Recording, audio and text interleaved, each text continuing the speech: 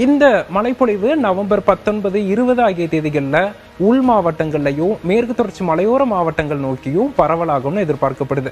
அப்படி பார்க்கும்போது 3ஆம் சுற்று வடகிழக்கு பருவமழை நவம்பர் 16ஆம் தேதி தொடங்கி நவம்பர் 20ஆம் தேதி வரைக்கும் நீடிக்க இருக்கு. குறிப்பா 17, 18, 19 ஆகிய தேதிகளில் மாநிலம் முழுவதும் நல்ல மழைப்பொழிவு கொடுக்க இருக்கு. இந்த மழைப்பொழிவு விவசாயிகளுக்கும் பொதுமக்களுக்கும் மிகவும் பயனுள்ள மழையாக அமையும்.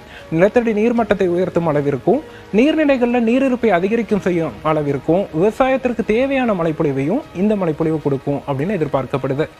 குறிப்பாக இதனை தொடர்ந்து நவம்பர் 20ஆம் தேதி முதல் 30ஆம் தேதிக்கு இடைப்பட்ட நாட்கள்ல அடுத்தடுத்து 2 காற்றழுத்த தாழ்வு பகுதிகள் உருவாக இருக்கு.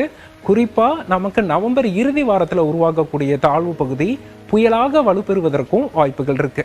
தற்போது அந்த புயல் குறித்து மக்கள் கவலைப்பட தேவையில்லை. அதே சமயத்தில் நவம்பர் 16ஆம் தேதி முதல் 25ஆம் தேதிக்கு இடைப்பட்ட நேரத்துல தமிழகம் முழுவதும் வடகிழக்கு பருவமழை தீவிரமடைந்து மழைப்பொழிவு கொடுக்கும்.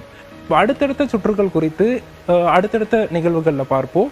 இப்போ தற்போது இருக்கக்கூடிய சூழல்ல நமக்கு முன்னெச்சரிக்கை நடவடிக்கை அப்படின்னு பார்க்கும்போது ஒவ்வொரு தனி மனிதரும் தங்களது வீடுகளில் தண்ணீர் வடிவதற்கு ஏற்ற சூழல் இருக்கா ஒரு மழைப்பொழிவு பதிவானால் என்பதை உறுதிப்படுத்தணும்.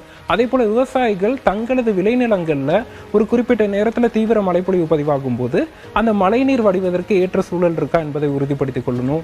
வடிகால்களில் ஆகாய தாமரை போன்றவை படர்ந்திருக்கும் பட்சத்தில் அதனை அகற்றி சரி செய்து வைத்துக் கொள்வது இந்த பருவமழை தீவிரமடையும் நாட்களில் சற்று சாதகமாக அமையும் அப்படின்னு எதிர்பார்க்கப்படுது.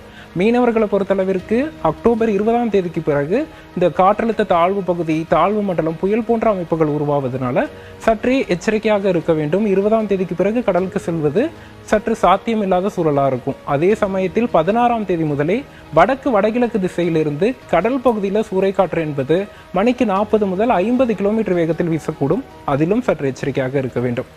பள்ளி மாணவர்களை பொறுத்தளவிற்கு நவம்பர் தொடங்கி பெரிதாக விடுமுறை விடலை, அந்த அளவிற்கு மழைப்பொழிவும் பதிவாகலை.